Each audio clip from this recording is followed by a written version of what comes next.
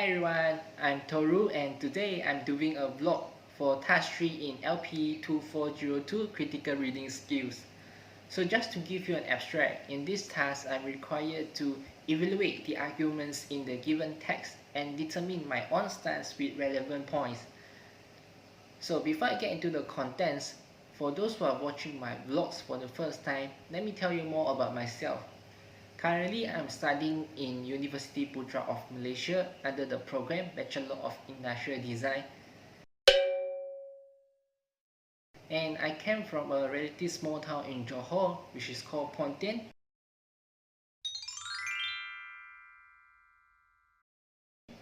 Anyone here from Johor as well?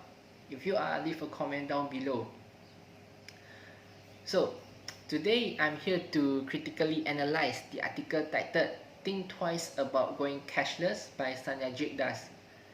So, do you know about the author?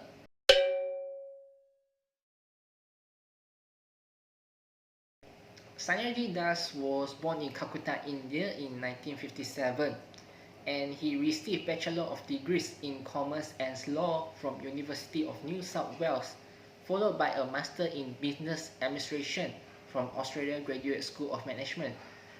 So according to his career history, from 1977 to 1987, Das worked in banking with the Commonwealth Bank, Citigroup, and Merrill Lynch. So from 1988 to 1994, Das was the treasurer of TNT Transport Group. And he is also the author of The Money and Extreme. And do you know this book was longlisted for the Financial Times Business Book of the Year award.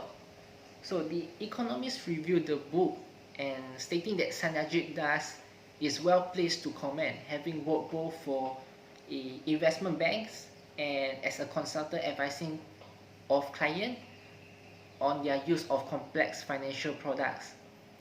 So based on his background, it makes a lot of sense why he wrote such articles. So for those who are interested on what he wrote in the article, I have attached the link in the description below. To understand the role of going cashless in the article, I aim to provide a discussion of the issues, argument and evidence presented by the author. So first of all, the issue that the author advocates is most arguments in favor of this modernization do not stand up to scrutiny, and those that do should raise other concerns as well.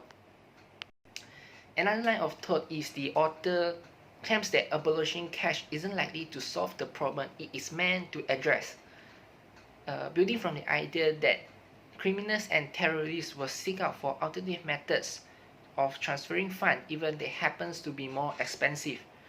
Furthermore, the author implies there is no clear-cut evidence that electronic payments are more efficient or cost-effective.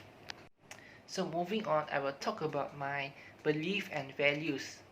So in contrast to the evidence which present the view that eliminating cash isn't likely to solve the problem is meant to address, an alternative perspective suggests otherwise.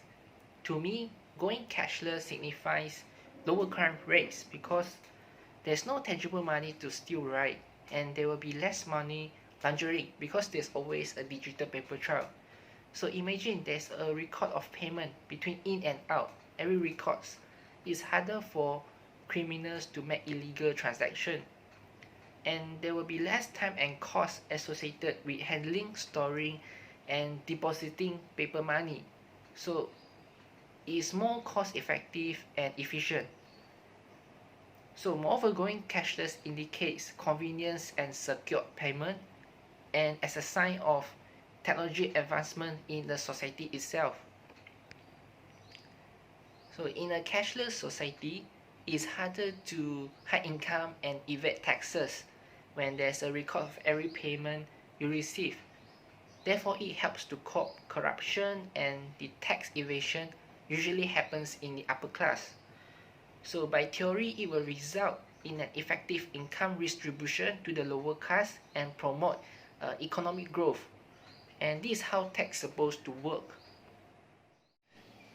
This demonstrates that my belief, values and statutes have challenged the author views.